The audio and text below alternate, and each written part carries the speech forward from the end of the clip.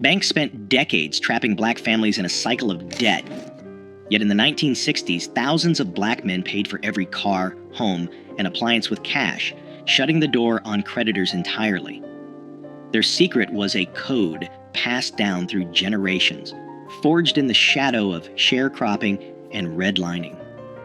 Why did this proud discipline flourish precisely where American banking wanted it gone, and what did it cost to keep? The roots of resistance run deeper than you think. Sharecropping defined the economic reality for countless black families after the Civil War. On paper, it offered a chance at independence, but in practice, it chained generations to land they could never own. Landowners set prices for seed and tools, kept the only ledgers, and charged interest so steep that a good harvest meant little. At the end of each season, families learned they owed more than they had earned. Debts piled up year after year with no escape. The law backed the landlords, and violence enforced the rules. For many, freedom meant trading one master for another. This time, the master was debt. Decades later, federal policy drew new boundaries. In the 1930s, the Home Owners Loan Corporation created maps that colored black neighborhoods in red, labeling them too risky for investment. Banks followed the lines. Mortgages, business loans, and even basic checking accounts were denied to anyone living inside the red zones. The GI Bill, celebrated for building the white middle class, offered little to black veterans. Only 2 out of more than 3,000 VA-backed home loans in Mississippi in 1947 went to black applicants. In cities across America, home ownership became a distant dream. By 1960, just 38% of black families owned their homes, compared to 64% of white families. The price of a loan, if one could be found, often came with higher rates, more fees, and the constant threat of repossession. These policies did more than block access to credit. They taught that borrowing from banks could mean losing everything. Wages could be garnished for a missed payment. A single late bill could bring public shame or eviction. Families learned to distrust official promises and to see debt as a danger, not a tool. The lesson passed from parent to child. When you owe, you are not free. Cash became the shield. Every dollar seed was a step away from the trap. In the shadow of these systems, a code of self-reliance grew, not out of myth, but out of necessity. The discipline to avoid debt was not just pride, it was protection against a world built to profit from black hardship. A father stands at the counter, bills stacked in his hand, eyes steady as the salesman counts every dollar. No loan paperwork, no interest rates, just the slow, deliberate handoff of hard-earned cash. In kitchens across the country, this scene played out for refrigerators, washing machines, even used cars, anything big enough to threaten the family's security if it came with a monthly bill. The ritual was the same, months, sometimes years, of saving, each payday bringing the goal closer. The cash might be hidden in a coffee can, tucked behind flour in the pantry, or slipped beneath a loose floorboard. On the day of the purchase, children watched as fathers smoothed out creased bills that had passed through too many hands to count. Each dollar carried the weight of sacrifice, a skipped treat, an extra shift, a winter coat handed down one more season. Ownership meant more than pride. It meant safety. A car paid in full could not be repossessed after a missed payment. A refrigerator bought outright kept food cold, no matter what happened at work. The family's roof stayed over their heads because there was no mortgage for a bank to call in. The lesson was clear. If you could not pay cash, you waited. Debt was not just a number. It was a risk, a lever someone else could pull to take away what you had built. Stories passed down in living rooms and on front porches told of neighbors who lost everything over a single missed payment. The warning was woven into every decision. Don't owe nobody. Fathers taught sons to count their bills twice, to demand a receipt, to walk away from any deal that required a signature promising money not yet earned. Even the smallest purchases came with a sense of ceremony. The act of paying in cash was a declaration no bank, no landlord, no creditor could claim a piece of what was yours. The discipline ran deep. No matter how tempting the new model or the salesman's pitch, the answer stayed the same. cash on the barrel, or nothing at all. This was not stubbornness for its own sake. It was protection, passed down from men who had seen what happened when debt crept in. The pride in ownership was quiet, but fierce. Each paid-off possession was proof that freedom could be claimed, $1 at a time. Every household had its own system, but the kitchen drawer was sacred. Inside, envelopes lined up like soldiers, each one marked in careful handwriting: rent, groceries, light bill, church, a little for savings. On payday, mothers sat at the table with stacks of cash, counting out each dollar by hand. No calculators, no bank statements, just memory and discipline. The ritual never changed. She would break the bills, fold them once, and slip them into their envelopes. If the grocery envelope ran low, meals got simpler. If the rent envelope was full, a sigh of relief might escape, but never a celebration. Money for treats or new shoes waited until every envelope had what it needed. Children learned early not to touch those envelopes. The lesson was clear. Each dollar had a job, and every job had to get done before anyone could think about extras. Sometimes a few bills got tucked away in a spot only she knew, behind a jar of beans, under the lining of her purse. Inside a book no one would open. That was emergency money. It was not for spending. It was for when the heater broke, or the landlord came around 2 days early, or a cousin needed bus fare home. Neighbors swapped stories about the best hiding spots, but the method was always the same. Never let money slip through your fingers. Never let a bill go unpaid. If an envelope emptied before the next payday, the answer was simple: you waited. No borrowing, no pleading with the store for credit. Credit was a trap, and mothers knew it. The empty envelope was a warning, not an invitation to spend what you did not have. This was more than thrift. It was a code. The envelopes kept the family safe, 1 week at a time. A new coat or a Sunday roast came only after the rent and lights were covered. The rules were strict, but they kept the wolves from the door. Children grew up watching, learning that every purchase was planned, every expense measured. The kitchen drawer, with its stack of envelopes, was the real bank, the only one that could be trusted. The layaway counter at the local department store was a familiar stop for families who refused to risk what little they had on credit. At Sears or JCPenney, a mother might place a winter coat or a child's bicycle behind the counter in August, leaving a few dollars each week until the final payment set it free. There was no interest, no paperwork, and no fear of a missed payment turning into a crisis. Clerks recognized regulars by name, sometimes calling out when a new shipment arrived or a sale was coming up. Each payment was recorded in a logbook, a quiet tally of patience and discipline. The item stayed locked away untouched until every dollar was paid. Then, and only then, did it belong to the family. Around the holidays, banks and savings clubs ran ads for Christmas clubs, inviting customers to deposit a little each week.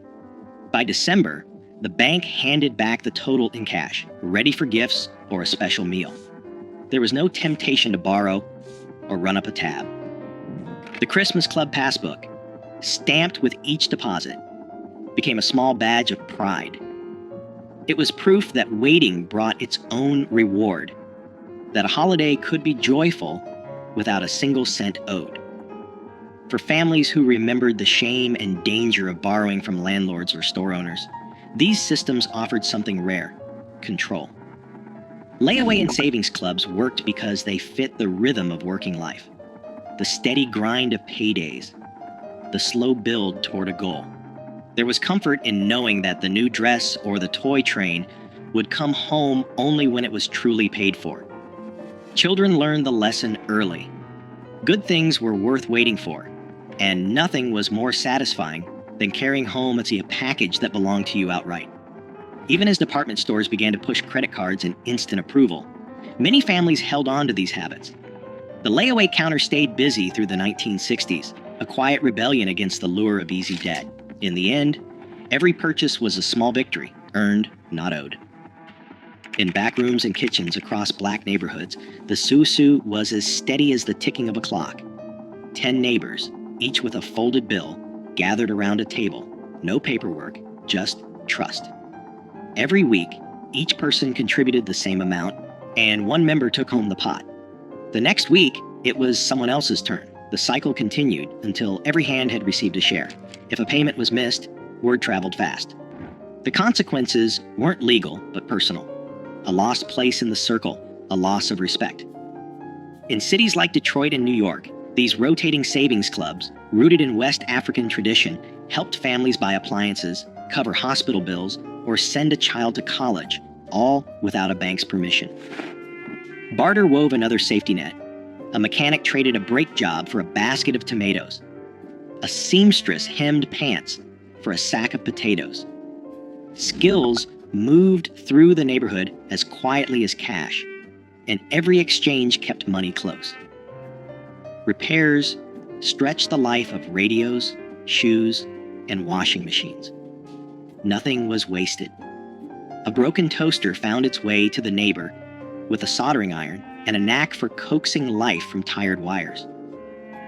Oral histories recall how these trades built a web of support, sidestepping the need for credit and keeping families afloat. Churches anchored these networks. Sunday offerings funded more than sermons. They paid for groceries, rent, or a few dollars slipped into a father's hand after service.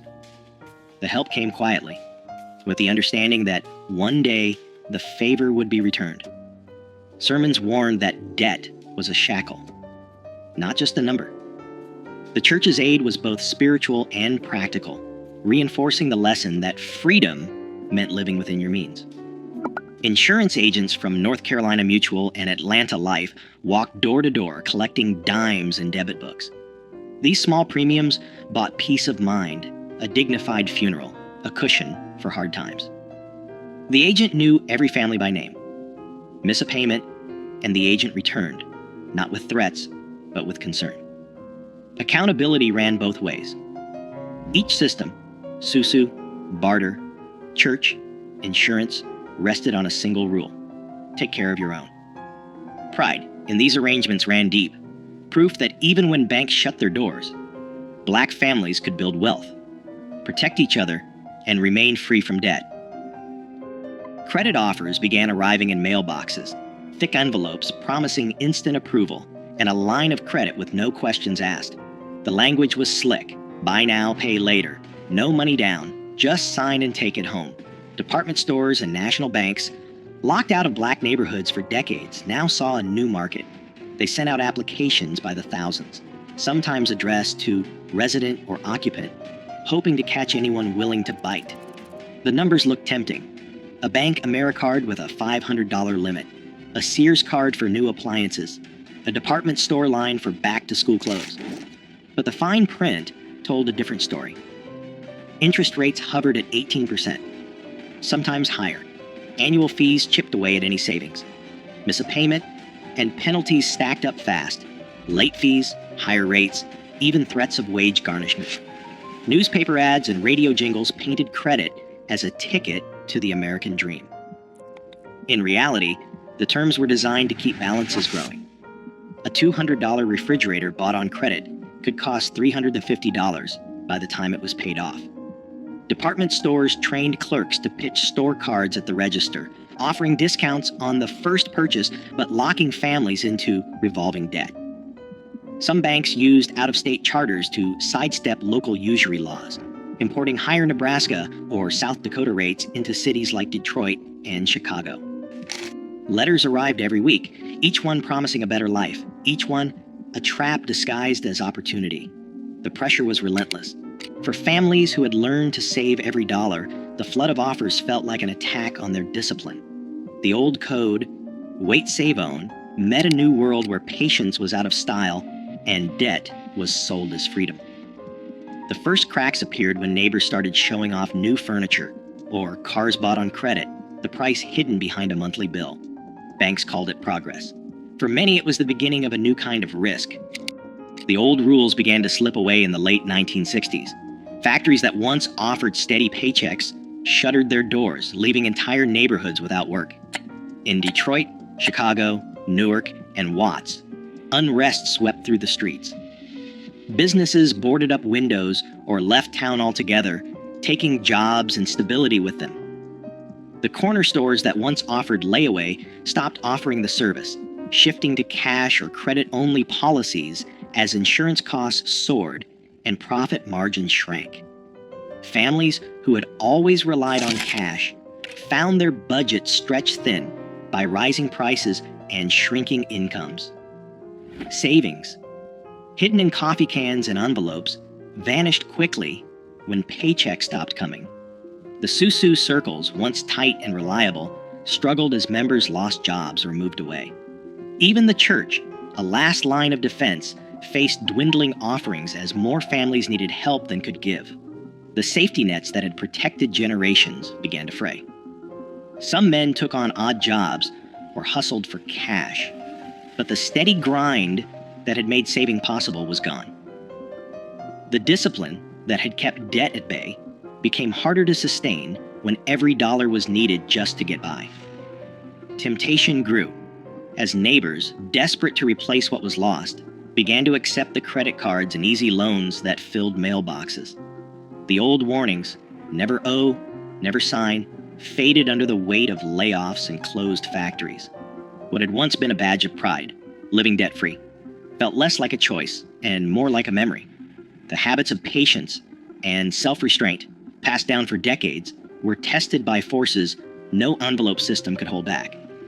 In the space left by lost jobs and broken trust, debt began to creep in, quiet at first, then all at once.